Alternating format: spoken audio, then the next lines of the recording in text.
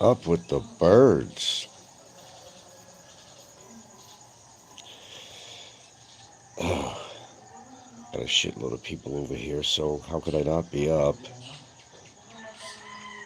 But I love early mornings, dawn, beautiful time of the day, don't you think?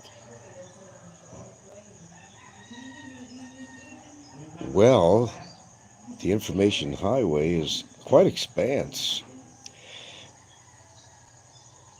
Well, first of all, it wouldn't be nice not to congratulate our friend on his 17th month of incarceration. More to come. Had to throw that in. So many things I learned on who's involved in supporting this guy and who actually was on a fact-finding mission in the past. Mick Fisher. Mick Fisher, who came under false pretenses, buttered me up, bought me and Gilda dinner or lunch, whatever it was, or breakfast, I don't know what the hell it was. I was right after all, and that's why Mick Fisher got very defensive with me when I insinuated that it was a fact-finding mission. And when I removed him from my messenger, the boy got upset. He's been in cahoots with these people for a long time, but he doesn't understand I could see through people very well, especially if I meet him. More so, obviously. So Mick Fisher is one of our friend's financiers or contributors. And of course, along with Mike Luna.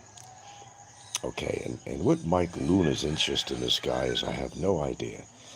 I don't know, maybe they communicate on Skype, if you know what I mean. Who knows? Who knows behind the characters on here? You learn a lot from people when people who are quite in the know of what's going on write me. And I could tell which is bullshit and what's not by what they say, juxtaposed against the information that I already know, whether they're bullshitting or not. So, Mick Fisher was definitely on a fact-finding mission. And he comes on all the time, but he's not going under his name. No, normally I have nothing against Mick Fisher. He was nice to me when I met him. But I surmised that, like, what was his big interest in meeting up with me? After all, he used to party with the very people that I didn't like. That was a clue right there. Big clue. I don't think he has a love affair with Ricky. I don't think that at all. In fact, I'm pretty sure. But why he's so supportive of our friend who's been incarcerated for 17 months as of today is very interesting. Why? When Mick Fisher had told me himself that he thinks this individual deserves everything he's getting, I mean, that he says he did wrong. But I knew something was suspicious when Mick was saying that, well, I don't know, I just don't think he should be in there a long time. And Mick was totally familiar with everything the guy has done. And for him to be even slightly supportive of him, it just gave way to me, to my instinct that, nah, there's more to the picture than this. That this was a fact-finding mission. And I played it out pretty well, actually, too. And it was a good visit. But my mind was just thinking all the time, what's Mick Fisher's interest in meeting up with me, unless it was a fact-finding mission? Mick Fisher said that he washed his hands of all this, that we're all crazy on here. You don't want nothing to do with this YouTube shit. But yet he's behind the scene and has actually contributed to our friend who's been locked up. A lot of stuff goes on behind the scenes that people don't realize, that I always wind up surmising.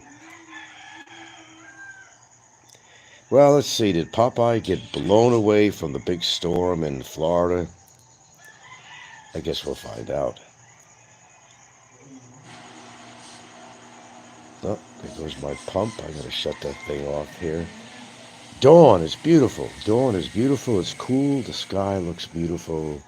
The weather's cool. Slight breeze. And we got several birthday celebrations going on here. In fact, today, catering and dancing girls and no, none of that. But, oh, we got some messages here. Multiple. Mick is undercover informant. Yeah, I know that. Happy anniversary, bummer. Multiple says, like I said, Mick is a spy to keep an eye on everyone. Right, Mickey? Yeah, I surmised that. That's why I stopped communicating with him on Messenger and blocked him. And I pretty much spelled it out to him, you know, because anyone who would support in any form or way, morally, financially, or whatever, to this goober, I know he's in cahoots. Because you can't excuse what somebody has done. And if Mick Fisher has some religious holdings of some sort and has any morality at all, or moral turpitude, we like to use that word on here all the time, not me, turpitude. Never used that in my life, actually, until I got on YouTube. Never even heard the word being used, turpitude, moral turpitude, like everybody has moral turpitude on here, and not.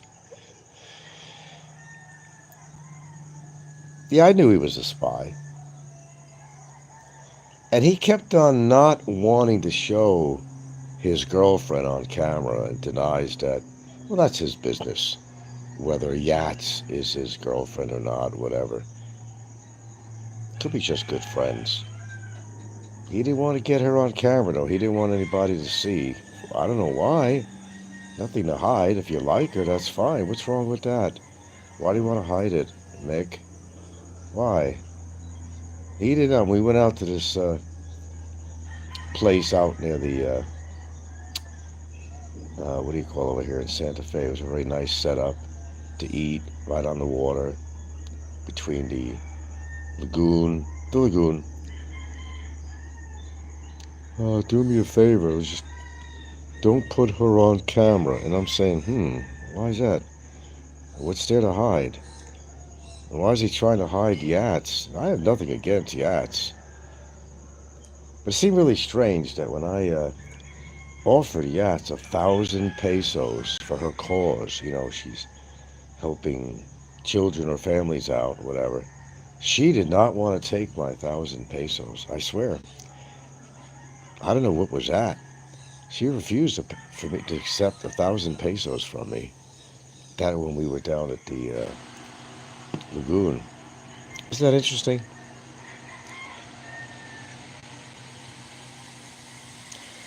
This is me, said, did you hear that Goober told World Zoom he made it sound like he was an angel when they were locked up together? What he told World Zoom? No, I asked World Zoom a long time ago in a comment after he got out of the center there. I said, how was it being in the same detention center as Goober? And he said it was a horrible experience. Because Goober knew World Zoom had some coin. Ah, yeah. Turned prison girl. What? Because Goober knew that World Zoom had some coins. Barry turned prison girl. He turned prison girl. Not sure what that means. Oh, there's a lot going on behind the scenes. Oh, there's plenty going on behind the scenes. Round and round she goes. Where it stops, nobody knows. Well, of course he was going to hit World Zoom up. He probably did. Good morning.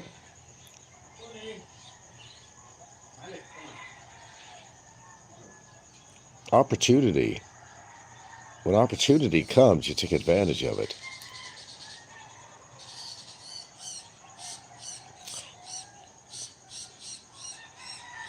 Absolutely.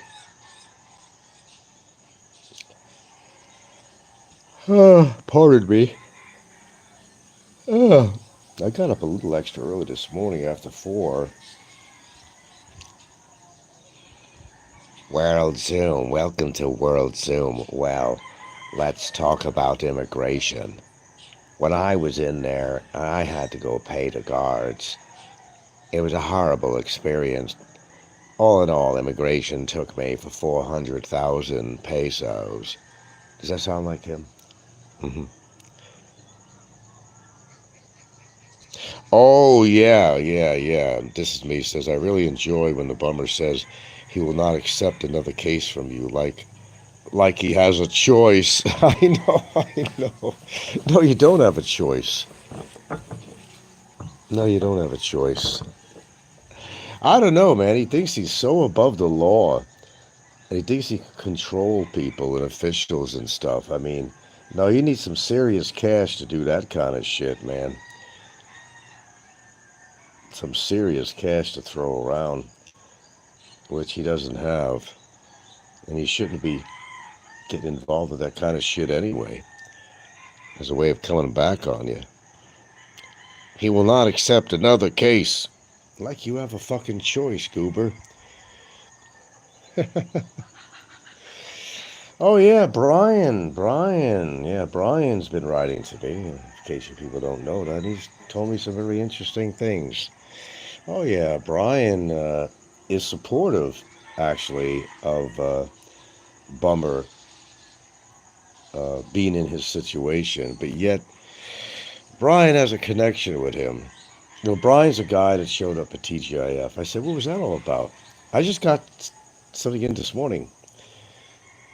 He finally answered my question. He doesn't always answer right away. It could be a week or two later, but his involvement with TGIF was to make sure that Ricky didn't get involved.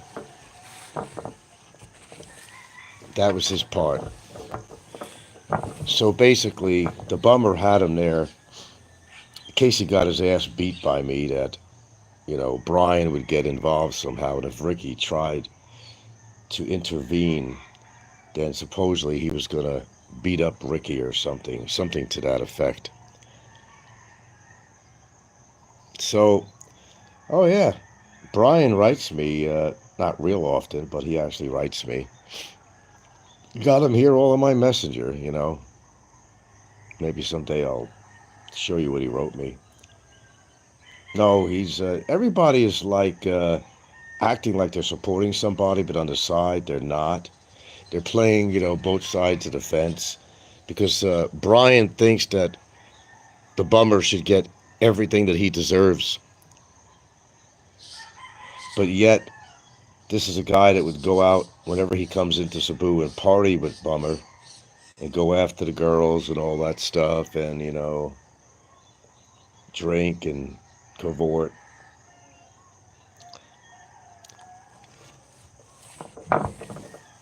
Brian's a country type man, with the country music and supposed to be living in Jacksonville, Florida, supposedly working for FedEx. Where do I get this information? But the information highway is vast. It really is. It's a vast highway of information. Know what I'm saying? Know what I'm saying? Happy anniversary. Happy anniversary. Happy anniversary. Happy anniversary. And many more. Let's see. I don't know, for a position that this goober is in, he's in no position to, I don't know, kind of like challenge me or make fun of me or even have the balls to come on and continue attacking me under the circumstances. That's what you call hillbilly mentality right there. If they did a television show with him as a character, people would think it was fiction. They would say nobody is that ignorant, really. By the way, by his own demonstration, I got to put that legal part in there because that's important.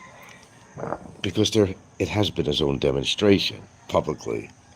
So I could say that. So I'm not attacking him in a sense, but we are all aware by his own demonstration how stupid he's been since he's ever been on YouTube to begin with, making a fool of himself, drinking himself on other people's money and making a fool of himself on camera, dancing and singing when he was drunk. I mean, we have so many, so many shows where you can't count of how he made a fool out of himself on camera. Oh, and how he wasn't worried about anybody that didn't like him coming from when he was living his Fergies, but when he was on that phone, he kept on looking over yonder to the gate. He was so paranoid. I remember a time when he lived in Minganilla, and who was after him at the time?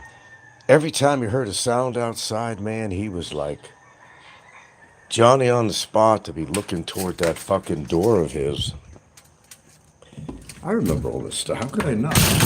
All this shit just kind of stands out. God, I gotta drink some water. I gotta go on this water binge again here. I can only drink so much, but the bladder can actually hold quite a bit of water, actually.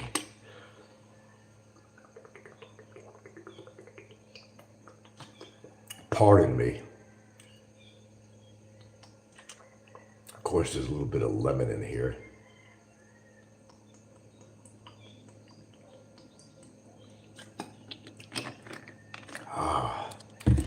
Got a big meeting coming up with my attorney. Well, I have other business to take care of while I'm in town, so I thought it was an opportunity. Just do what I gotta do. I gotta get my procedure done and over with. Thank God.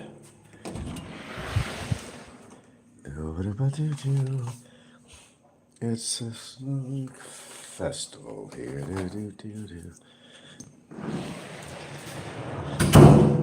Sometimes you gotta take care of business while you're taking care of pleasure. I don't really like to go back and forth to Cebu, to be honest with you. Except for the good perks of, going to the mall and being able to buy some things I can't buy here. That's important to me. Problem right there. Okay, I gotta read mine. This is me says, and Bummer thinks he's in the driver's seat. What a moron. Multiple says, do they make him bathe every day in there? If so, he must really not be used to that. No, they don't make you do anything. You do that on your own. There's no running water, so they have these bottles of water, the 5-gallon bottles, and basically you gotta pour it in a ladle or something, pour it over your head, like the Filipinos do, as much as you can, and rag down yourself, basically. That's pretty much it. Now the horrible thing is the toilets don't have no running water. The only thing that place has is electricity. The ceilings are falling in, mold everywhere, and it's not a shower room or nothing like that. You just gotta take the goddamn water and get yourself wet, hopefully with a rag and soap. Then you have to rinse yourself off Then you're going to have to towel yourself off, which is the next question. All right, who cleans the towels? Oh, we know who does that. We know who does that. Well, with all that heat and shit there and sweat, I can't even imagine. I'd bathe, well, shower, not bathe, twice a day here. Some people do it 3 times a day, but it's not good to do that. Or if you're just extra sweaty, then you should shower more, of course. But you don't need to shower more than twice a day. Oh, this whole bioderm thing, noisy. This bioderm thing, the good bacteria on your skin and all that. You can't be bathing too often, and it removes the oils in your skin and everything else. But if you're smelly, you got to shower. That's it, Jack. That's it.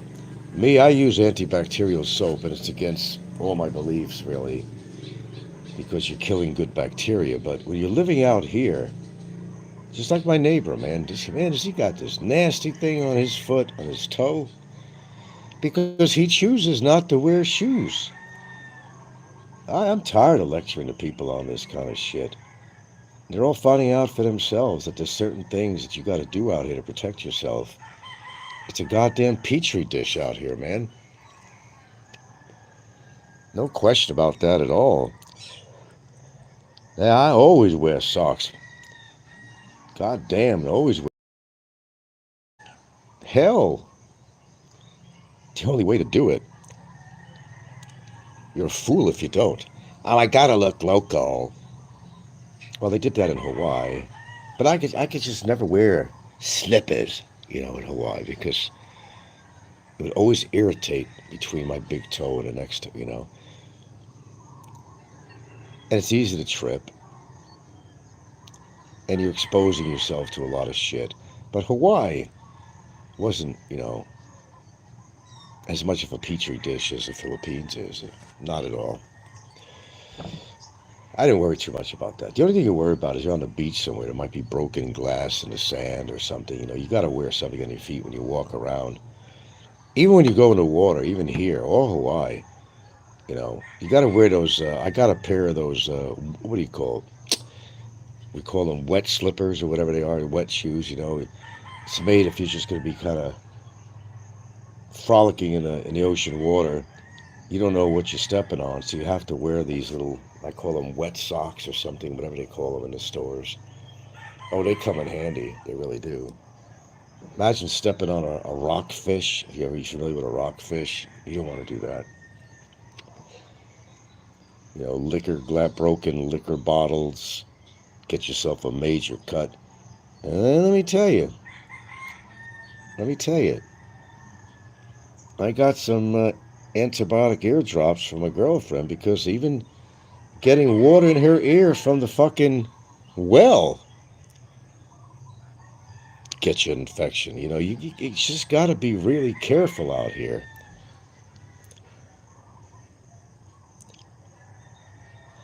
Okay, what do we got here now?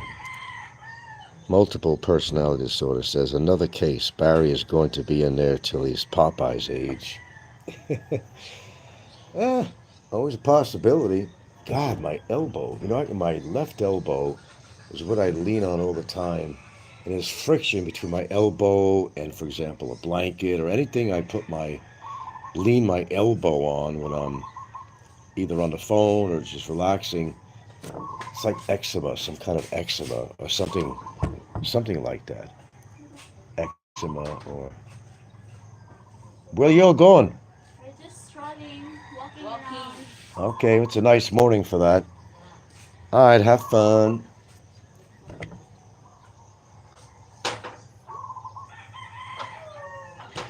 It's the girls. They're all here for the three birthday celebration. Three. I don't know if Popeye got wiped out or is he supposed to be doing a live show today? There's supposed to be about 1 million people, mostly toward the Gulf Coast, um, but it's pretty widespread. Apparently, they had, I don't know, a level 4 hurricane or some shit out there yesterday. I don't know if Popeye even has an internet connection, nevertheless, electricity. But the show must go on. You know how that is, right? The show must go on. Well, with Popeye, it has to go on, because what the fuck else is he going to do? Deserve any sorrow, like, the obvious, but, you know, I just, my life is pretty mundane. I'm not a teenager no more and all that shit, and I do live on an island. It's not like a fun festival out here, you know what I mean? But still, I don't know, my life, it seems, has a lot more meaning than a lot of these people out there. A lot of lonely souls out there that can't find a woman, or can't find a good woman, or an appropriate woman, or any woman for that fact. Well, here I am, and I think about it, and sometimes I do. But on some, think about how fortunate I really am. And I am. There's no question about it. After all, I got myself settled out here, and could be worse. Ants, ants, ants. When do we not talk about ants? To be around. Ants rule, baby. Ants rule. I think I'm doing right now. I'm always doing something here. Kind of sweeping up something outside here. Listen to those roosters.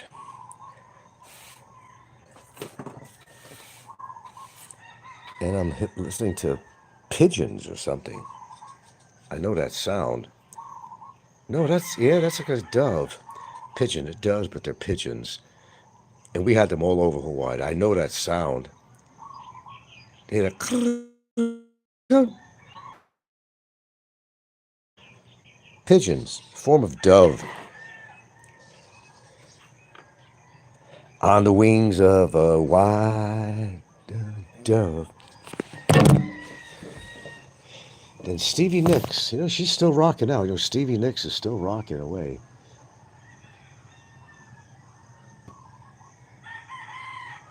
A one-winged dove. What was one of her songs? That was one of her better ones. God, Stevie Nicks is up there. But if I had to say who probably had the best voice as a female singer, that would have to be Stevie Nicks. Although, one of the Wilson sisters definitely had a great voice too. So I think it's a toss-up. I don't know. What do you guys think on that? If you got an opinion at all, if you're not afraid to talk, I have to say Stevie Nicks.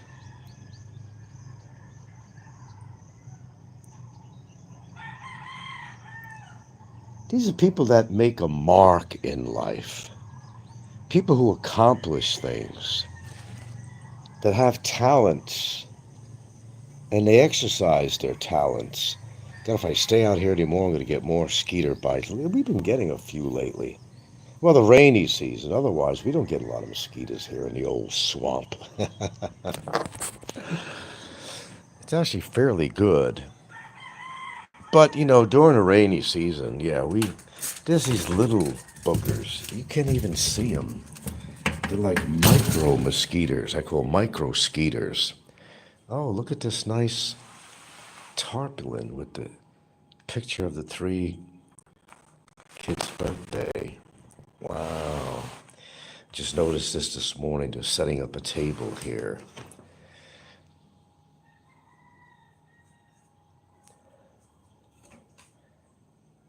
Big festival here. Party time. Party time. Now that my broken cup, I broke the handle on my favorite cup. That wasn't good. So I can't use that anymore. I gotta get myself a special cup. But it's kind of hard to find big cups. I gotta find some bigger cups for my tea. See what I'm saying? See what I'm saying? God, another bite. Jeez. Actually, I think it's these little ants that bite too, because my girlfriend gets bit a lot.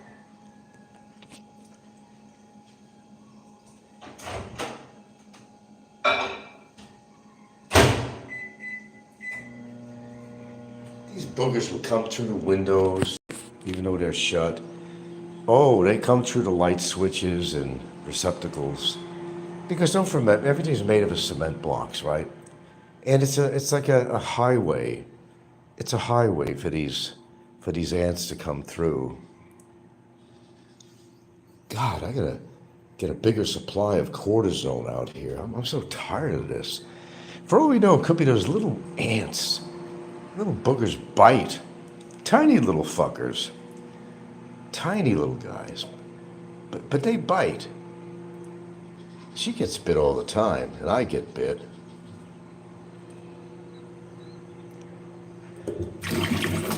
God, I tell them not to be leaving food substances in the sink, but they do anyway. Sometimes you gotta set them down and have a little talk, and say, hey, this is how you do it. But they don't learn. But I'm not their daddy. I can only do and say so much. But I always offer my opinion. I always offer my opinion.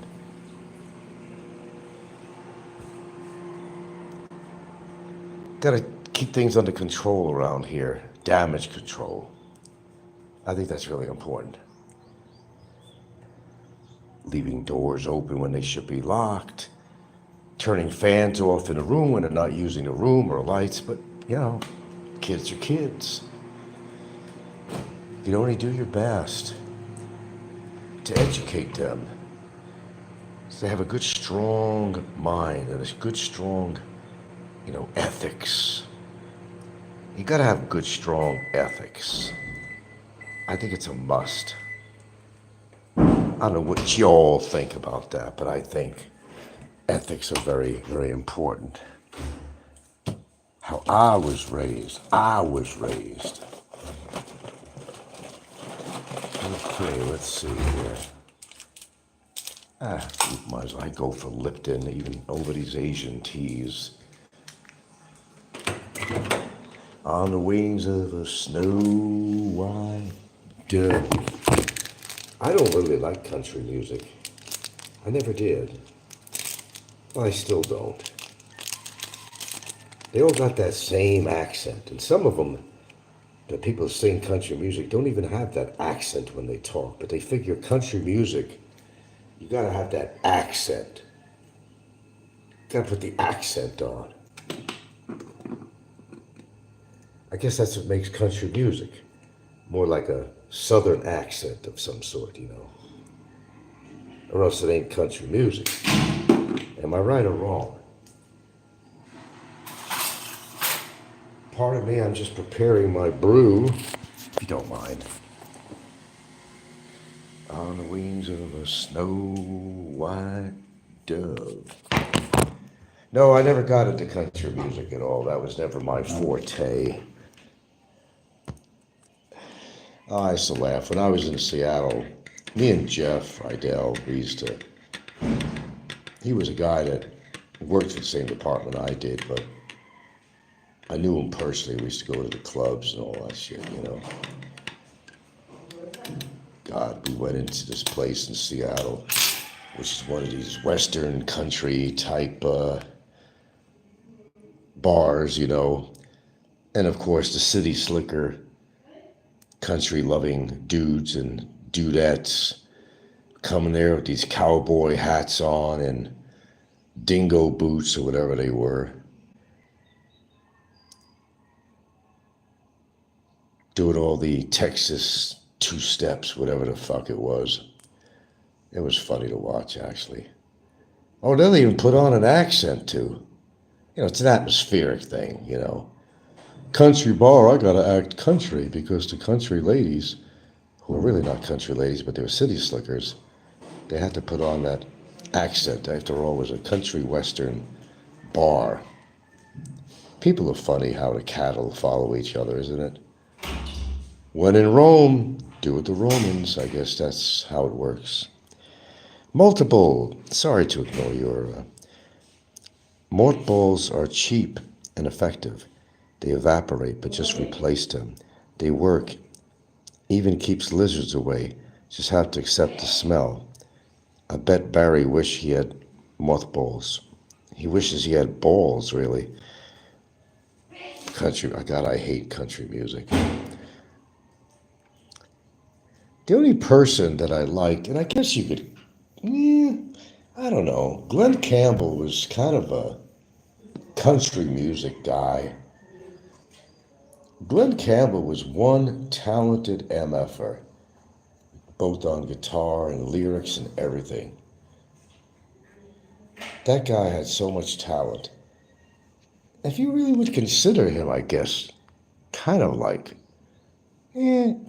country music in a way, but not really. He was good. He was the only one I could ever listen to. And one of the songs that used to hit me all the time with him, I am a lineman for the county.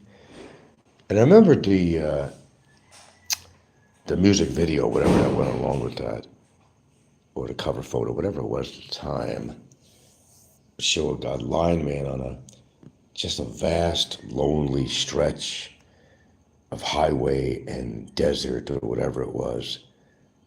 Lonely job, up on a pole fixing lines. Glenn Campbell was, that was what you call a very talented guy. It's unfortunate what happened to him. But when he got up on stage, there was nothing wrong with his memory. When you put him on his guitar, he would remember. So Glenn Campbell, I got to take my hat off to, because actually Glenn Campbell was one person, no matter how much, I don't know what you want to call him, a country pop, I don't know how do you define Glenn Campbell, really? I'm not sure how to define him. But he had some good songs. Very talented on the guitar. See, it's good when you have some kind of talent. You're not just, a wasted organism in this society that don't amount to shit, that's never done anything for a community, never done anything to contribute to society, whether art or philanthropy of any sort, or any kind of contribution to make your existence here a valuable existence on this planet, or to yourself. And we have a lot of people like that out here, don't we? I've done my part, actually, artistically and other philanthropical things, too, not on a big level, but I try to do my best. Oh, I'm definitely an asset to the Philippines since I've been here. I've done a lot of good deeds to a lot of good people that deserved my help. Hell, my driver alone for the trike depends on our services, because sometimes he has some really dry times when there's no tourists here. And we use him sometimes several times a day. So he makes a salary from us pretty well by the end of the month. He's making some good bucks. And if it wasn't for us, he would be making a hell of a lot less money.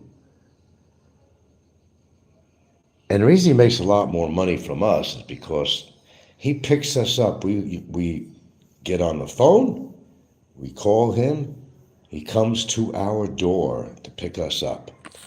I don't take him on the streets. I don't wave him down on the streets. We make a phone call and he comes to the door. That's right. And of course, we pay extra because, he has to make stops, he has to wait for us, and we pay him appropriately. He doesn't make less than 100 pesos for us at any form of time.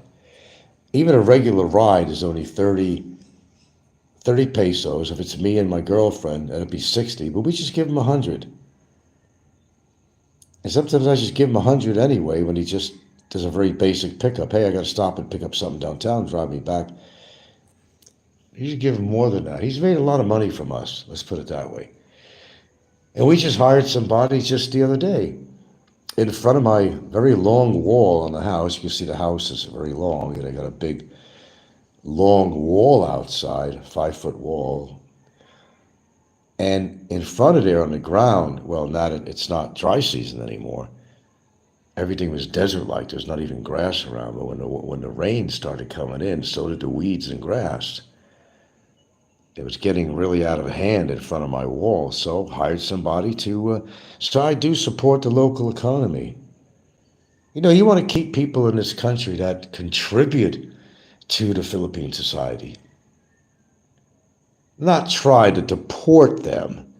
Deport the right people. Not somebody who's an asset to this country. Multiple and lies to his current girlfriend and tell her he's taken her to the U.S. Ha ha ha. He, little brown jug away from me. He, hoo ha ha, little brown jug. As you see, I'm in a pretty good mood this morning here. Why not? I'm alive.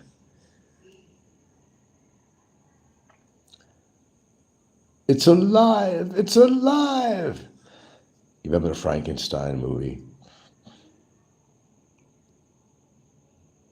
Dr. Frankenstein gave life to what we know as the monster.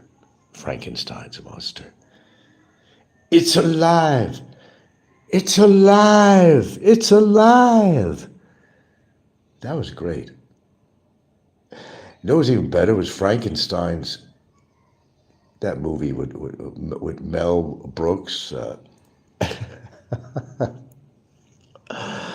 When Frankenstein got himself a wife. Do you remember that?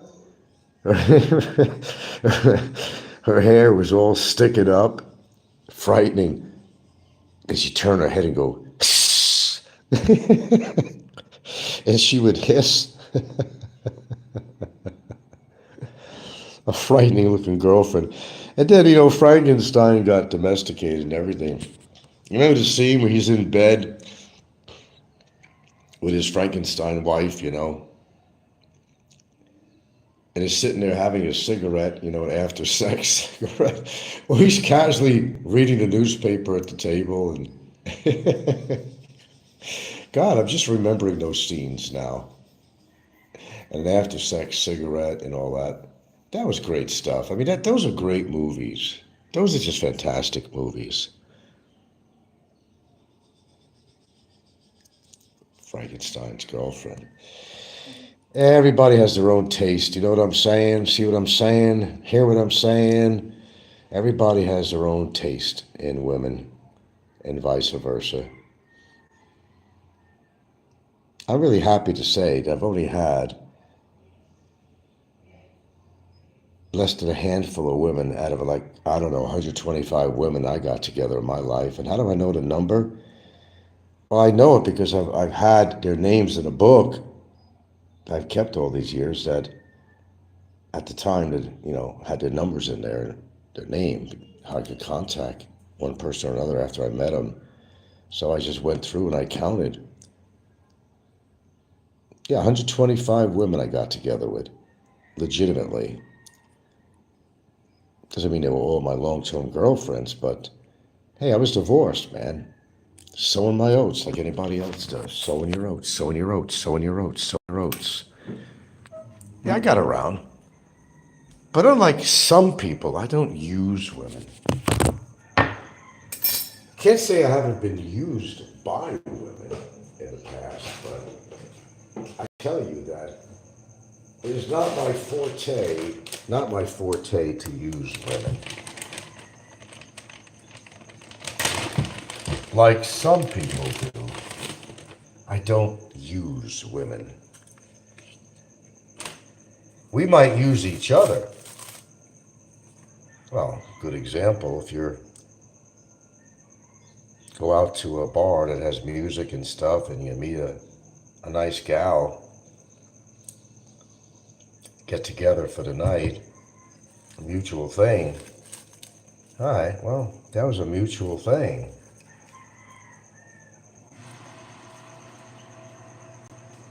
And it was what it was. It was a one night stand, right? I mean, it was what it was what I'm trying to say. It just was what it was. And nothing more than that. And you didn't take it for anything more than that. Pardon me. To make sure my honey bottle is very well sealed in this house. What I gotta go through to keep foods from getting ants in. Not only do I put a wrapper under the cap of this bottle. Ooh, okay, it's gotta be able to. But then I put it in a big Ziploc bag because you have to do that around here. It's a must. Those little boogers will get into everything. And you're thinking, how the hell? How many honey bottles I throw away because there was ants? How many peanut butter? So I had to get. Sometimes you got to get smarter than your enemy. You know what I'm saying? Sometimes you have to. And the ants are my enemies. I pay good money for food. Now, if I want to give them a free meal, I'd give them a free meal, but don't be stealing my meals from me. I live inside my house, not outside my house. So stay outside is what I say. If you come into my territory, it's a danger zone. Stay out.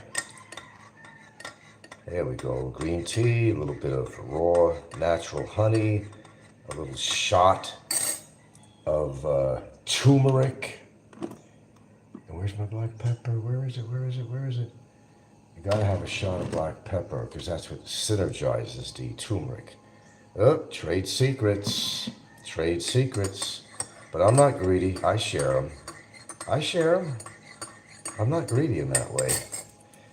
And I'll show you how much control I have. I have some Krispy Kreme donuts around this house that the kids brought. Nope. Nope. And double nope. I'm not going to touch it. Nope. Just going to have a healthy breakfast later on. Mothballs work for ants. No, the problem with that is I have 2 dogs here, and that stuff is really dangerous. If a dog for some reason decided to consume that to be dead. No, this is a pretty good sized house here. This is a pretty good sized house. Come on, you got receptacles in every room. If there's a passageway in the blocks, cement blocks, they're gonna find it. They're coming from everywhere, from up in the roof space up there, the attic. I mean, ants are pretty incredible to find passageway to anywhere. When they need water, they will find themselves the water. During the drought, they all wanted to come in here to the sink or anything where there's water. When they want food, oh man, Johnny on the spot. Even on this goddamn table right now that I'm sitting at, this goddamn table, there's these tiny little boogers. And you'll see them a lot, and they got a little something white in their mouth. You see a white thing. It's actually something probably weighs more than them. They're so small. A piece of food. It could be a tiny molecular crumb from a piece of bread or whatever it might be. And these little suckers who could carry 8 times their weight, they're just taking it off. Imagine if they were human size. This is what it's all about, folks. It's about love. Love, not hate. It's about love. People should practice more love than hate. Then we'd all get along. Spray bottle have borax and half. Well, I'm familiar with borax, boric acid actually. I know how to do it, but there's too many of them, and not enough of me. It works to a point. I know about this for years. Love.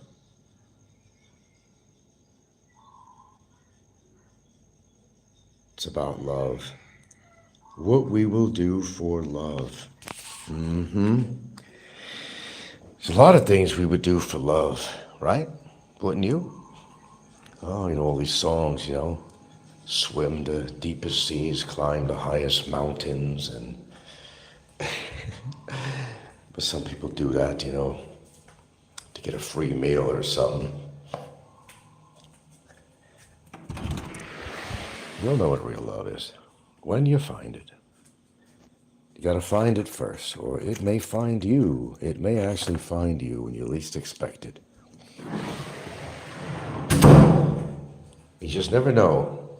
Did I ever think that I'd be living in the Philippines? You gotta be kidding.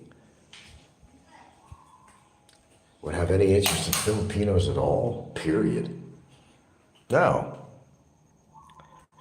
I'm actually living, got a house here in the Philippines. Who would have thought? I mean, who would have thought? Not me.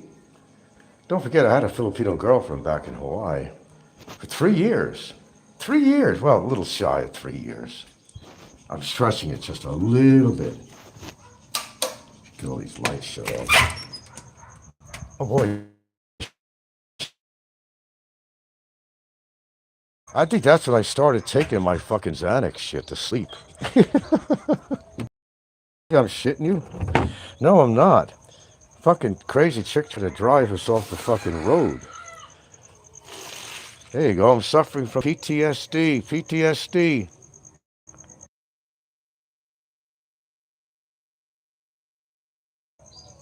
Some people have legitimate cases of that, and some people don't. Anybody in the service or anything, they could all say, I got PTSD. When they maybe really don't. But there's a lot of people who really do, so you can't discount them. You witness something that really, and, you know, a lot of things can set it off. PTSD can be set off by family members. Oh, shut up, Rooster. Sure, by family events growing up. Oh, yeah. Family events. True PTSD. True PTSD. A lot of people try to go on the gravy train under PTSD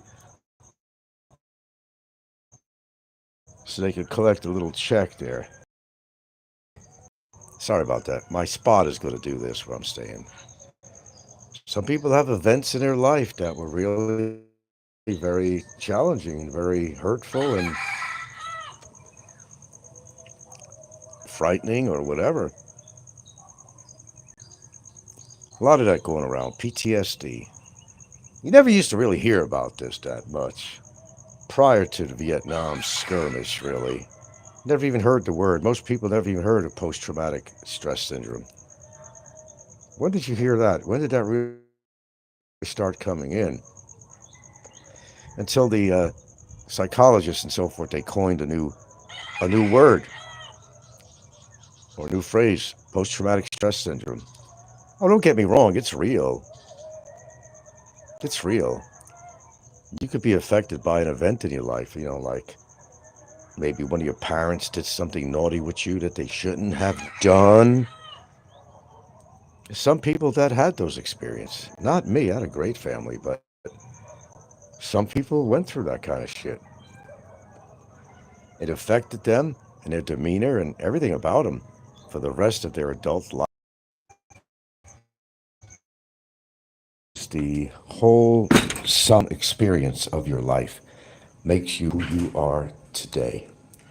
Something like that. And there's a lot of truth to that. All your experiences, you got bullied in school, perhaps. People were beating you up all the time. You were being made fun of because you were too skinny or too fat, or whatever. We had this guy in high school. His name was Stuart Stogel. I still remember him to this day. Stuart, I swear, it's not a made-up story. He looked like Spock from Star Trek. Brilliant, brilliant guy. Brilliant. I think he went off to become some kind of ambassador. I'm not kidding. Now, Stuart had some kind of I don't know, a neurological thing or something. And Stuart used to, when he'd go to his locker to get his books or whatever, there was a couple of shelves in there. And it would take him a while to open up the lock on there. He went through this whole ritual that actually would attract people around him. Once he had that door open to his locker, he would be very undecisive as to what he was going to grab out of his locker. So I want you to try to picture this. So he's got his arm in hand and it's going up and down, like, should I go for this shelf or that shelf? Should I grab this? And this went on for 5 minutes. And he used to gather a crowd around him. Now we had another guy, we had some real characters in my school, besides some very famous people who came from my school. I'm going to come out with that complete list one of these days. My high school, of all places. We had another guy, I forgot his name, but you know what Alfred E. Newman looks like from Mad Magazine? You know that illustration, Alfred E. Newman? Well, this guy looked exactly like the illustration of Alfred E. Newman. I'm not kidding you. The ears were out, the freckles on the face, the red hair, the size and proportion and contours of the face. He would always be walking around with this transistor radio to one of his ears, so his head was always bent over, listening to his transistor radio. He had this shit-eating grin on his face. Try to picture this. Just try to picture this. So he brought a lot of attention to himself. Yeah, we had some characters at my school. But man, we had people like Denzel Washington. There's a big list, even sports figures that came from Mount Vernon High School. You know why? See, Mount Vernon was kind of I guess you'd call it a bedroom community of New York City. It wasn't part of New York City. I think at one time it was sort of part of New York City, till it kind of annexed. And the closest city to Mount Vernon is Bronx, the Bronx. You got to say the Bronx. So it's kind of a bedroom community where people who did not want to live in a big city would come to this small town, suburban town. It used to be called the City of Homes, beautiful homes, until there were some changes that went on. We won't get into that. So people who would work in the city that didn't want to live there, we had a great commuter train or even had the subway, but regular working people who could afford it, they would go on the commuter train, which is a nice, clean, quick train that would take you to Grand Central Station from Mount Vernon. And there was 2 places to get the train in town. And nice, quick, no graffiti on there like the subways, clean and comfortable conductors and all that shit on there. And a very relatively small ride to get you into the city. It didn't make a whole shitload of stops like they did on the subway train, which was horrible. Screechy sounds of the brakes, clunk, clunk, clunk, clunk. You had to go through Harlem. You had to go through. It was kind of grueling and also dangerous to take the subway. But one thing you didn't want to do is take the subway at night. I've done that many times over to the Bowery. Well, I used to go to, as I said, I had a friend of mine used to take me to these really dangerous clubs like CBGB's. Boy, that was a trip. I mean, I don't mean the trip itself, but it was a trip being there. This is a place you didn't fuck around. It was a very narrow place. It used to be a Hells Angels hangout. Hells Angels hangout. Now today it's like well, last time I ever heard it, it was a men's haberdashery. Now everything is upscaled. Even Harlem is now all upscaled. It's not the same place it was. Now professional people in Harlem, even Bill Clinton had an office there once. Remember? Oh, the polls, the polls. Doesn't look like Trump is doing too well. I think 51-48 was the last figure. And he's making a total ass of himself, too. His true colors are really coming out. And there are Republicans that are now going Democrat because this guy's mental status is just fading away. He's making a fool out of himself. What was he telling that people in, where were they, from the Haitians, or they're eating dogs and cats in Springfield or whatever it was? Oh my God. This guy talked about Biden, but he's lost his fucking mind. He wants to turn the United States. He wants to be a dictatorship. A dictatorship. Get rid of the middle class. Trying very hard on that. No, he's not going to win this presidency. I don't see that happening. I think Kamala is doing a great job. I know somebody's going to be really pissed off about this. I think she's doing a great job, and I've seen her. I'm not much into politics, but I've seen her speeches and her rallies, and she's doing real good. Really discrediting him, and this is a guy where he has. And one woman came up and said that, he accosted her at a hotel, and there's a lot of stories of women that he basically raped. Not to mention how many counts. He's got felonies against him. How the hell are they? Well, because it's money. How the hell is he running? How does he get a ticket in this race after being... How many felonies does he have? 32? How is it even possible that he could be running for president? How's that possible? How many stories of how many women that he has accosted in hotels and conventions? He's a piece of shit. I guess it takes a piece of shit to want to support a piece of shit. Maybe they have something in common. You want to support that kind of behavior. I don't support that kind of behavior. Not at all. He should not be the next president. The nation is in for a big, big disappointment of supporters of that rascal. Everything is self-centered, self-profiting. It's about money. It's about power. It's all it is. When you got money, the next thing you want is more power. So you go into politics and you become president. I don't know what good he did for our nation when he was president. All this talk. What did he do? What did he do? Well, let's see what happens with Kamala, because she's going to be your new president, whether you like it or not.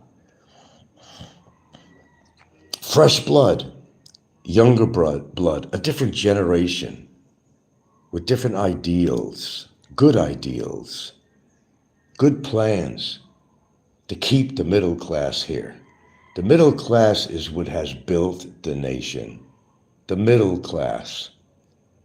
Not the upper class, the middle class. The upper class with their fancy offices and, towering buildings and penthouses and everything. Who do you think built them? It was middle class people that built these fine structures.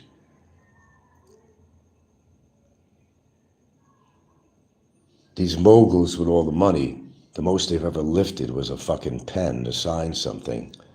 They don't know what real work is, what real labor is. I know what labor is.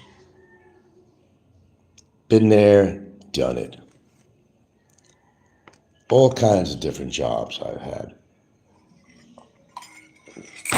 I'm proud to be blue collar all the way. I have no problem with that at all.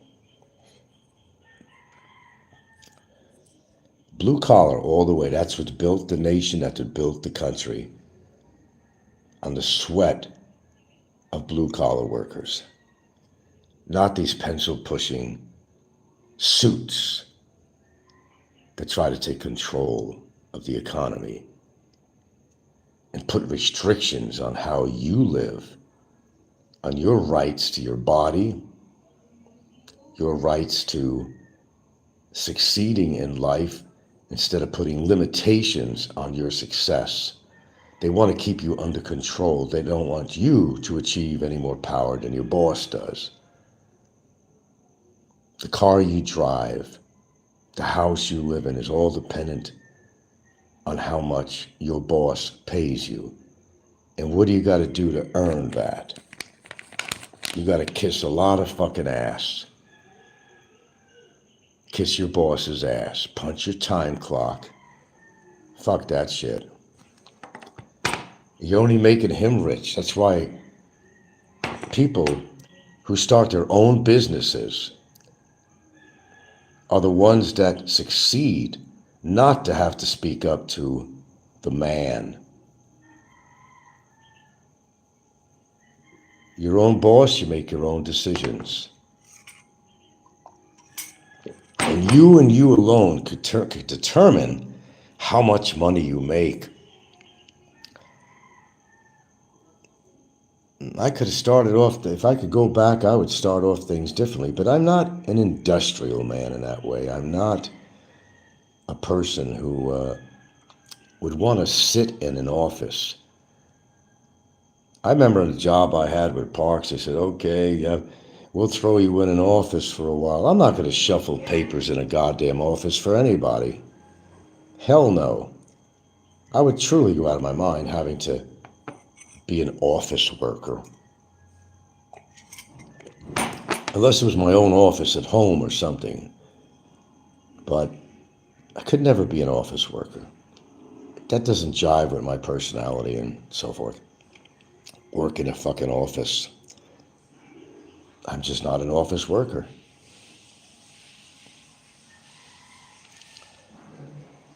Big bucks control the world. The more money you have, the more power you have. And that's the whole idea with Trump the chump, as I call him politely and affectionately. And there should be a limitation on age, too, for presidency. Just like I think there should be a limited on age driving an automobile. I think once you hit 80, you should not be behind the wheel of a car. What if you have a heart attack or something? You could kill a family or something. Or you don't have to be 80. But I think, personally, that they should do health checks on people, not just vision tests, which is very standard in America.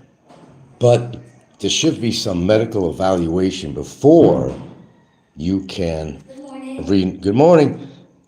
Before you see that, friendly with me. We all get along here. Before you can get behind the wheel of a car, renew your license. Shit, we had this chick called Big Red. When I worked for Parks, a big gal with flaming red hair, man. Big gal. And she had, what the hell was that, man? Oh, she had something where she had seizures. They allowed her to drive a Parks truck around town until one day she mowed down a crowd of people. Was it her own car? Or was it the Parks truck? But man, the liability factor, I think it was on the Parks department. She mowed down some people. And to make that even funny, I'll give you even a story. I love these funny stories. We had a guy that was technically a quadriplegic. Now he had, couple of prosthetic limbs, one leg and one of the legs and one of his arms, and I forgot what else. But now they had a trash truck that would go around and pick up the garbage. and your job is to hang on the back like you see in all these places. You know, you got a guy that drives the truck and you have somebody that's hanging on a hook in the back, you know, on a platform, and they're going to make frequent stops. They're going to hit the garbage trash bags. They're going to tie them up, throw them in a garbage can, replace the liner. This is a true story. I'm not kidding. True story. They had this guy on the back of the truck as one of his jobs. He was a seasonal. To do this job. He's like practically quadriplegic in a way, except for, you know, some prosthetics. I kid you not. Then they also had him, when they took him off the garbage truck, they had him work in the parks like with the litter stick, go up and pick up bottles and trash that were in the different parks, all the greenery areas, you know. And there would be hills that you'd have to go down and up. And they had him do this. And one more story. We had a guy that was, what's the word? You just automatically fall asleep out of nowhere. What's the word for that? Well, you know, they didn't have him drive. Thank goodness for that. But sometimes he would have to partner with me when I went out on my routes. And during that time, just out of nowhere, he'd be snoring away. Needless to say, he didn't do much on the job. One more. We had one guy who was a fucking addict. He was, what was it, heroin? He stops at one of these little, it wasn't a park, it's just an area that was owned by parks. It was just a little area, and up above they had a bench, a small area where people could sit, but down below there was this little area. That was our responsibility to cut grass or clean trash, whatever it was. So he parks his car over there. The timing was really bad because one of these dykes on bikes or whatever, some cop on a bike came by. And he's over there with a lighter under his spoon, heating up something in that spoon, heroin, whatever. We had people like this. It was a trip. I mean, it really was a trip working for the Parks Department. I've seen all kinds of people there. Oh, I can't forget Jack. Jack the Tripper, I called him. Jack was on some kind of fucking drugs, yeah. He would have seizures. And many times Jack was caught in one of the parks. His job was to facilitate the CRs, you know, put toilet paper in there, take the pressure wash, some of the things I've done myself. So he'd go to these parks and he'd be found there laying on the grass on his back and shaking violently. I forgot what Jack was into, but he was into all kinds of different shit. These are some of the people that they hired. Danger to the public. Amazing. Lots of stories in the Naked City in Seattle, I can tell you that. Lots of stories. In modern day now, well, we're not going to get into that on Seattle, what it turned into, but it's a horrible place. I was so proud of Seattle for most of the time, maybe more than part of the time I was out there. I've never met so many women in my entire life until I moved to Seattle. And there were some really pretty hot chicks in Seattle, let me tell you, during that time. Now they're all like thunder thighs. Thunder thighs. Amazing contrast to when I was living there in my heyday. God, I dated a Norwegian chick. I mean, there was some real beauties and cuties that I dated. Hell. And I didn't do that well in New York. Let me tell you something, the truth. I did not do that well in New York. Not really. Moving to Seattle at the time was probably the best thing I ever did in my life at the time. Boy, it opened up my life. Big time. Big time. I met so many women in Seattle, and a lot of them were fucking gorgeous. Of course, I was a younger man, and I guess I wasn't a bad looking dude. Women took to me. I don't know if it's because of my accent or I came from New York. I don't know what it was, but they did. I had the personality that worked very well with these women. It really did. I was just myself. I didn't try to be anything but myself. Didn't even bother. Had to be me. As Sammy Davis sung, I've got to be me. Who else can I be? I will dispense with the singing here. You got to be yourself. Don't try to be something that you're not or pretend. Because you are who you are. You can't get away from yourself. You just can't. You meet a woman out here, you try to put on this big act of what a wonderful person you are, and I've never heard another woman, I've never taken money off anybody. You can say whatever you want. If the woman is gullible enough to believe you, well, that's her bad. She always winds up discovering down the line anyway, oh God, I made a big mistake. Why didn't I listen to this other guy? Why didn't I listen to him? Why? The why me massacre. Why didn't I listen? I should have listened to him. Now I had to find out for myself. I could name names, but we won't go there. We won't go there. But unfortunately, they have to find out for themselves because some people don't have the capacity of understanding, of ascertaining what the hell is going on around them, what is being said to them, and trying to divide, fiction from fact and vice versa. Some people just don't have the ability to do that. Then they waste all these years with the wrong person, and they have to find out the hard way. You mean all this time you really didn't love me? I wasted all my valuable years. And where am I at now? What did I do? What did I do? Very sad. These are true stories. I mean, this is what's happening, even here on YouTube.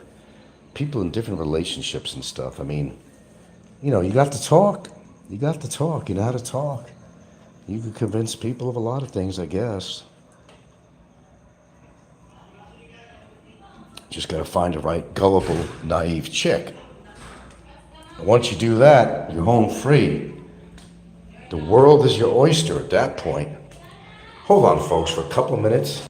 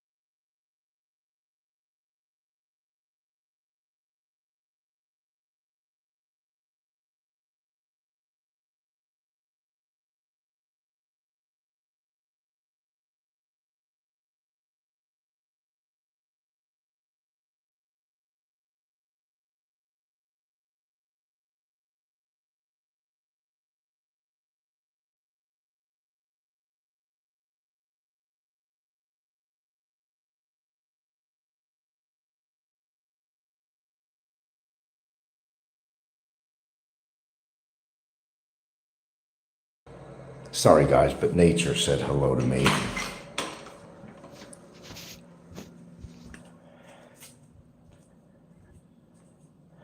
On the wings of a snow white dove. I don't know why that song is on my mind. You know, proud to say, I've made some pretty good choices in my life. I made a few bad ones, like, getting married. What I did. I'm such an honorable guy, sometimes too honorable. Had a child through a woman while we were dating. Well, the truth is, she purposely didn't take her pill. She had lost a child in a motorcycle accident. She was the passenger, and she was pregnant with some guy's kid, and she lost it. She promised herself, I gotta have a kid, I gotta have a kid. You know, that maternal instinct that these women have,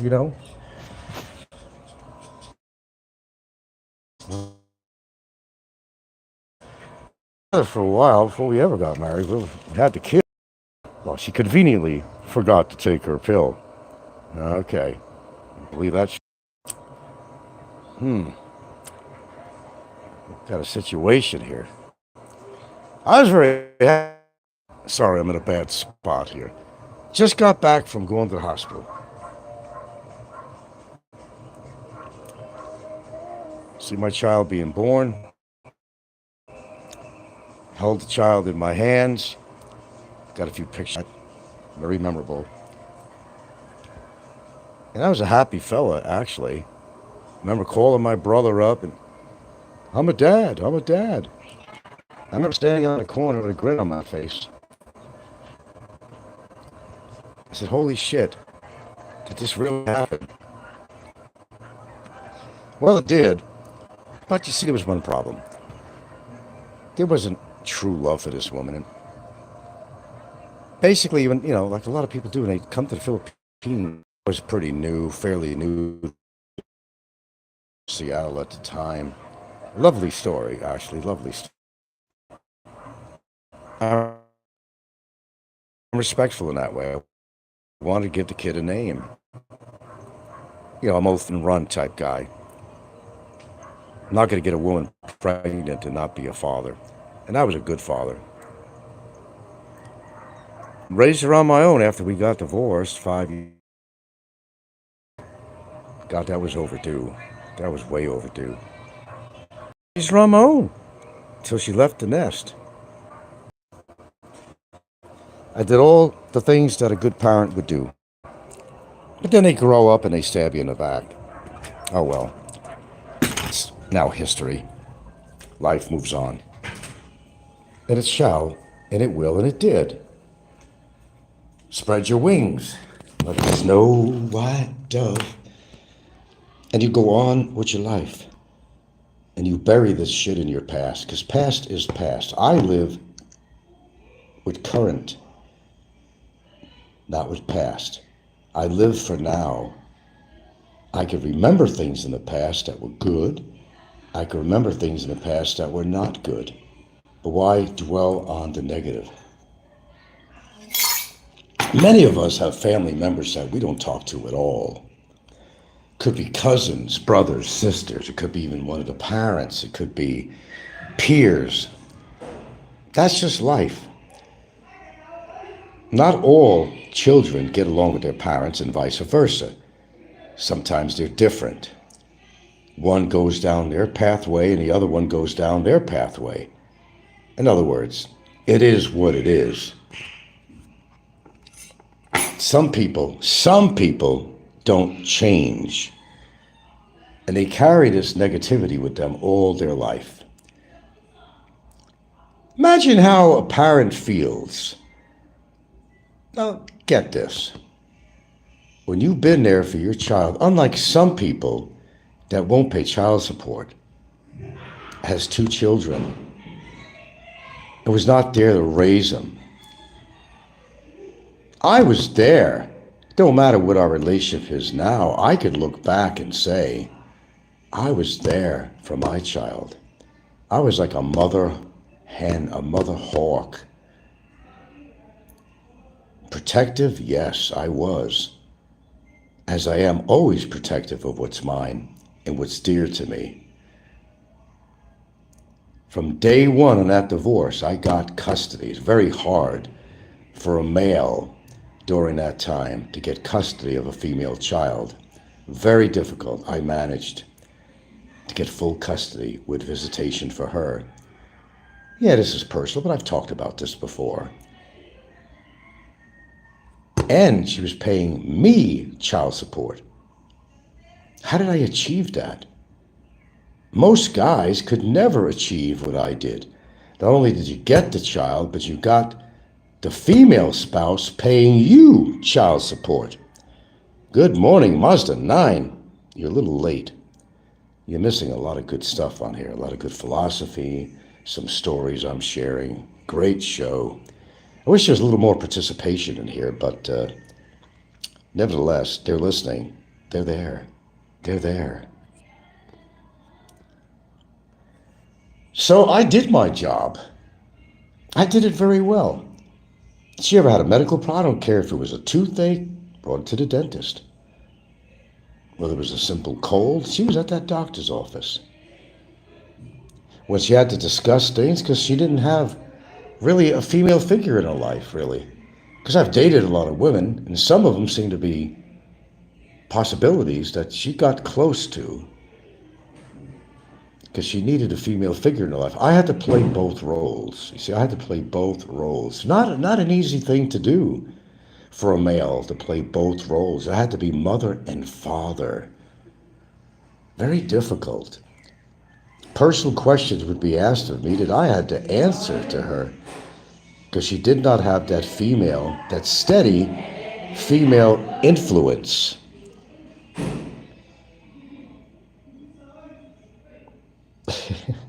I'll do my best. No.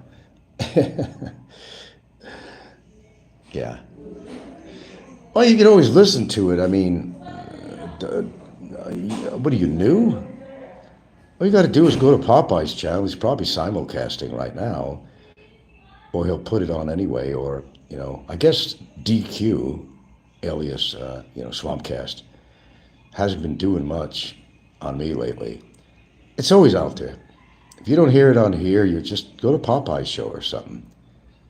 Isn't he supposed to do a show today? I know they had a big storm in Florida. I don't even know if he has internet or electricity. Oh, what a loss that will be if he doesn't do a show today. I guess it's supposed to be me and Bummer or something having to do with affection.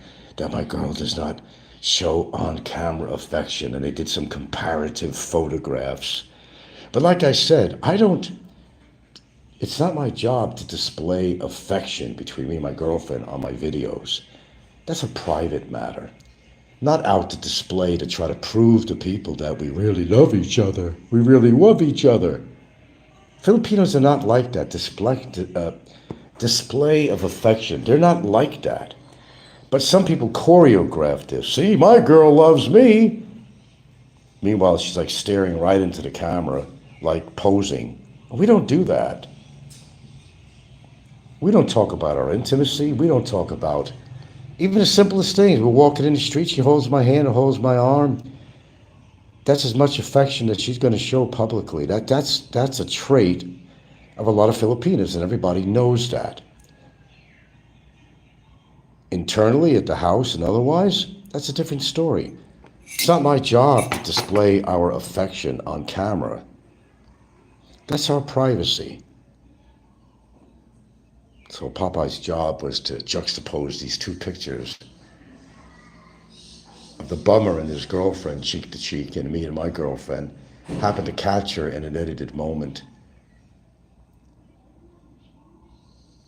where it looks like she was wanting to get away from me, not to be kissed. Well, the circumstances surrounding that, I think I talked about it once. I don't need to talk about it again. There's plenty of affection between me and my girlfriend. Always has, always will be. Nobody sees behind the scenes. And that's nobody. View message. Got it. Whoops. Mr. Merciful. Yeah, me too. I'm about an hour behind. Yeah, I've been on here about an hour and 34 minutes. I didn't even realize that. I haven't even had breakfast. I don't even know what the hell to eat anymore. When all fails, I take out some oatmeal or something. I don't want to have eggs every single day, but it's healthy for eggs. That's fine. You need a certain amount of cholesterol, but eggs have been proven to be more of a benefactor to your health than it is you know, as a bad effect. But you missed a good show here because my little philosophy and a few personal things. But yes, I was a good father to my daughter. It don't matter what our relationship is now. This shit happens all the time. It happens all the time. This crazy love of mine. Am I in good spirits? Yeah, I am. I have a reason not to be. I'm not going to dwell on all the negative shit because I handle things as they come up. And where it goes, and I go from there. I mean, that's just the way it is. I'm not going to stress out over situations. Why punish myself? Every morning I cook to Mahal, and same thing, wild salmon. Really? Every morning, wild salmon? Brussels sprouts and broccoli. Really? You got a very good diet. Instead of ordering from Food Panda every day and looking like Homer Simpson after a while. No, I do eat very good food. Look, we got a shitload of donuts around here. I haven't even touched them from Krispy Kreme. My girlfriend has a relative that works at Krispy Kreme, and she gets boxes from them. When we come home, she picks up that, and I give some to my neighbor, and some of the kids eat them. I try to stay away. It doesn't mean I don't give in. I've given in many times. I had donuts around here, and I had a sweet tooth, but I don't. Yeah, Brussels sprouts, I eat them too. I can't eat spinach because it has too many oxalates in it. I gotta draw the line somewhere. When you got stones, the stones. I don't mind the music, but I don't like the calcium deposits that embed themselves in my urethra. No. No, no, no, no, no, no, no, no. Not pleasurable at all, I will tell you that. But I do have my procedure coming up pretty soon, actually. It's good timing because I had to meet up with someone very important while I'm in Cebu and take care of some business. So the timing is pretty good. Yeah. You have breakfast, wild salmon. Well, I'm not a fish eater. However, well, steaming is the best, yeah. And even things that, need to be fried, I've got an air fryer. But don't forget, when you buy packaged frozen foods like fish or chicken, chicken fillets or something that are breaded, it's all got some horrible vegetable oil in there. So the least you could do is cook it up in the air fryer. Don't add any oil. And then when you take it out, you just get some Scott towels or something and you pat off any existing vegetable oil that was on there. That's why they turn brown, because there's oil in there. No, I don't, I do eat frozen products.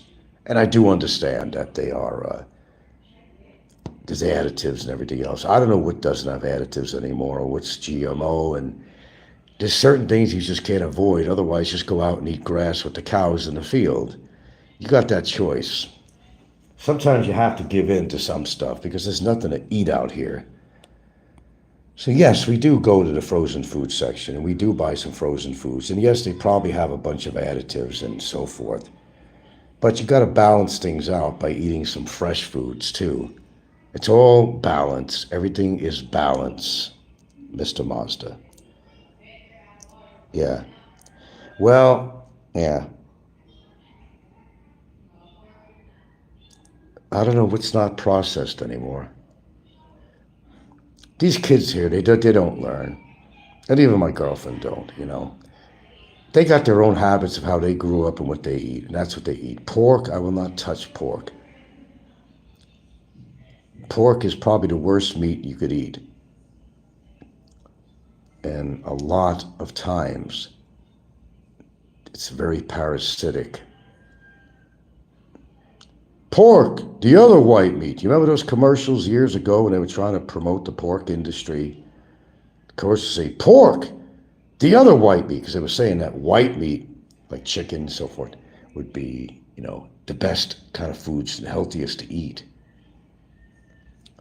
Remember the pyramid they put up on the kind of foods? Boy, they changed that around. The food pyramid. And they were trying to get a boost on the pork industry.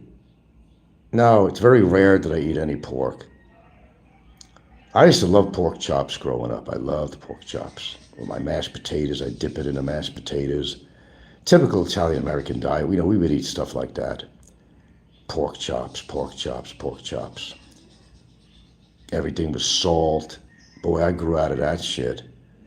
My family put salt on everything, whether it was mashed potatoes, or any form of potatoes, soups, I don't care what it was. Salt shaker was always on the table.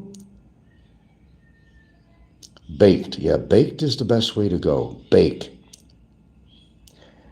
Well, pork ribs are, I might say, they must say they are delicious. Pork ribs are delicious.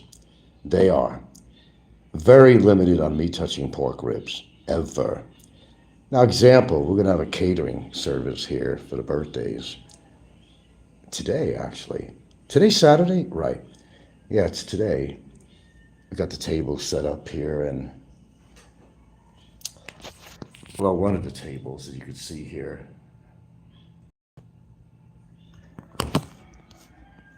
Gala festival here. And, it's going to be typical Filipino food. There's only certain things I could eat or will eat. Everything is oil or fried, and no wonder they're dropping dead from losing kidneys to bad livers, bad hearts, getting diabetes and everything. Do you realize if you have a distended stomach, you're overweight? Do you realize what that's doing to not only your kidneys, your kidneys, not to mention your liver and your heart? A big belly is a killer. You'll have fatty liver. Oh, the list goes on. I'm not going to turn this into a health show. The list goes on that if you are overweight, you got some problems, pal, besides any personal problems or psychological problems you might have, but you got a problem, son. Then you don't eat healthy foods. On top of that, that's what got you in trouble in the first place. We know people out there that are built like that. And their lifespan, they're never going to reach my age. There's no way in the world. I'll put my stamp of guarantee on that. They're not going to reach my age. Say I've been lucky. Yeah, I got one bad habit, I do. Hopefully one day I'll come on here and say I quit. But some people seem to think that vaping is an alternative to smoking cigarettes. Boy, are they wrong. Vaping is actually worse than smoking cigarettes. God, who was that YouTube show? Somebody showed this. Some YouTuber dude, right? He, older kind of character, I guess. Motherfucker was vaping on camera, live. And he took, how much smoke, vapor comes out if you take a deep breath of a vape? Are you aware of that? Have you seen people? This guy took a really long inhale on his vape. And right on camera, his face turned blood red. It looked like he was about to have a fucking heart attack, and then I think he went off. Whether that guy's still alive, I really don't even know. I saw this with my own eyes. I saw this. Who was this guy?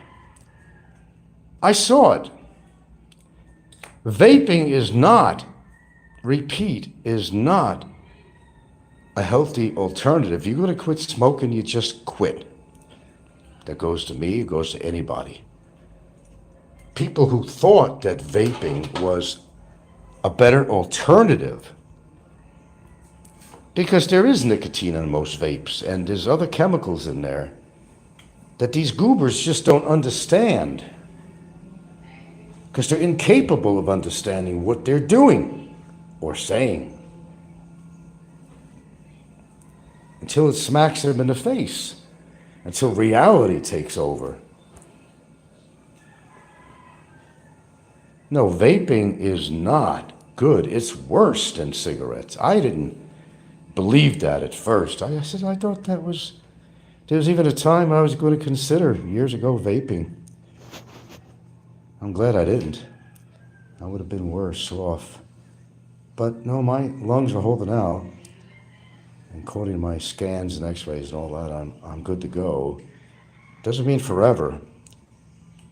And that applies to me too. I never leave myself out of the equation like some people do. I realize that smoking is not cool. It's not a good thing. You don't want your clothes to smell of tobacco. Do you know how many times I'm always changing off my t-shirts and whatnot using mouthwash? Because I'm respectable in that way. I got to be around my girlfriend who does not like smoking, and she doesn't smoke, and she's never smoked, and she never will. When I go to bed at night, I make sure I'll wear a t-shirt to bed so I don't get bit by something. I got to change my t-shirt because it's only right. Because I'm respectable to a woman in that way. She didn't want to smell that fucking wacky, that tobacco. She didn't want to smell that shit, and I don't blame her. Nor does she want secondhand smoke. That's why I go outside. Do you remember this one goober's statement when he was in Romblon with that chick, Babes or whatever? She had an infant. You remember that? And he was living at the crematory, the pigsty, the piggery. And I always remember his statement. I'm paying the rent here. Nobody's going to tell me I can't smoke in my own place. Really? Boy, was that a disrespectful statement. She had an infant with her. He didn't want to even buy milk. She had to go to her family's house in that area. Every time she wanted to eat or get diapers, he didn't want to put out the money for anything. Infant. You know what his excuse was when it was discussed on YouTube? Do you remember what his excuse was? Well, people in her family, they smoke around the kid. Oh, okay. Well, that is disrespectful. That means that you have to smoke around the infant too? Really? God, this guy's got problems. I've never in my life ever encountered anything like this. How sad. How could you not respect an infant who has no choice in the matter? And not to even want to buy the kid diapers or get milk for the kid. She had to go to her parents' house. Her parents' house. Jesus Christ. Her parents' house. Gets this woman to quit her job at 7-Eleven to come all the way back there, because her parents lived in that area, because he went online, he found himself in Romblon, and he had to find somebody to keep him occupied and keep his dick going, right? So he finds another gullible chick, and tells her, oh yeah, I'm going to take care of you and the baby, no problem. No problem, yeah, so she quits her job at 7-Eleven, comes all the way back to the Romblon area after quitting her job. Quitting her job. Just to find out all he wanted was to get fucking laid. And she'd quit her job because of him. With all the promises, again, the sun, the moon, and the star kind of shit. He does that with all the women. Just for getting laid. God, if you have to, man, just fucking masturbate if you need it that bad. But my opinion is that, don't use a woman for sex for that reason. If you're that horny, go whack off or something. But don't ruin somebody's life. Don't ruin somebody's life because you want to get your dick wet. Oh. Get some soap and jack off or something, or get some Jergens and whack off if you're that oversexed. But don't ruin somebody's life, future. We're talking about a baby. Didn't even want to give help to the baby. And did you see the pictures of the bruised baby? The grandmother of the baby was holding the baby. I think I got that picture around somewhere. The baby had bruises. And the mother of the baby claimed that those bruises came from him. Whoa, that's when I drew my line. I told you it goes way back where I draw my line. Friends with someone like him? You're out of your fucking doggone mind. I can't be with someone like that who's so absolutely disrespectful to other people. That bad. That bad. That's uncalled for, man. You gotta draw the line in the sand somewhere, folks. Sometimes you have to do that. You can't let people get away with certain shit. You just can't. Sometimes you gotta speak up and say, enough, man, enough.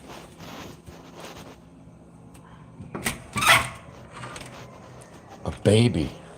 A baby. Oh, I need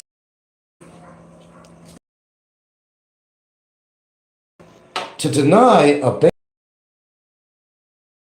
I got an outside PR out here. I gotta clean this mop off here. Sorry about this. I'm not gonna be on too much longer. I've been on for quite a while. But a baby? How cold will a person be to not attend to the needs of an infant? How can you do something like that? That's a real measure of somebody's character right there. Hey, let me tell you something. I took responsibility with my kid. I took amazing responsibility. Sure, I was there for her in every single need she had. It don't matter what our situation is today. Because I could look back and say I was a damn good parent. I didn't leave them owing child support to 2 children like somebody did. No, I didn't do anything like that. I was there for my child from day one. Day one.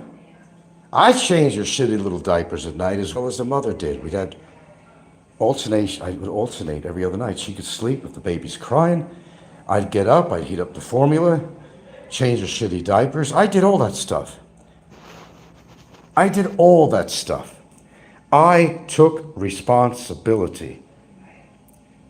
Merciful says, I remember Bummer screaming at the baby when it touched his Xbox. Yeah, remember that? He was yelling at the baby because he was more concerned about his motherfucking Xbox. And he's sitting in a fucking jail, not only talking on his phone, but playing with his fucking Xbox? Wow, what a privileged soul he is, huh? Yes, I remember that. I absolutely do remember that, Mr. Merciful. He has never left a good impression with literally anyone he's met in the Philippines. That would be a true statement. He bailed on his kid and beat their mother's 2 kids. The girl, his name is Cheyenne. He still owes child support to this day, which he denies. All I got against me is a $700 debt for writing a fraudulent check. Well, that wasn't good either, writing a fraudulent check. Shows character there, huh? Yeah, he has a daughter named Cheyenne. Seen her pictures. It's real. He has a son and a daughter that he abandoned. And he's sitting there talking about my relationship with my daughter. Bubba, I was there for my kid all the way until she flew the coop. I was there in every single way possible for her. I did not try to avoid my responsibilities. I was a damn good parent. That's one thing I could say about myself here. I took responsibility. Well, this goober does not know the meaning of responsibility. Everything is, what can you do for me? Merciful says the paper trail with him is long. Makes you wonder all the things he's done we don't hear about. That's a very good statement. A lot of things we don't know. Part of me, I'm just trying to get down as much water as I can. I haven't even eaten breakfast. I don't know what the hell they eat. I really don't. Sometimes I get sick of the oatmeal. Sometimes I'll make broccoli for breakfast, believe it or not. Broccoli, whatever I have. But I got to get my protein in, so sometimes I'll have to chase that with some peanut butter or something. I got to get some protein in. Yeah. I was a good father. I'll go to my grave knowing that. Don't matter what my relationship is to her, whether we're estranged or not. I was a good parent to her. Perfect? Not perfect. I had my moments. Like we all do, we're human. Never struck my child.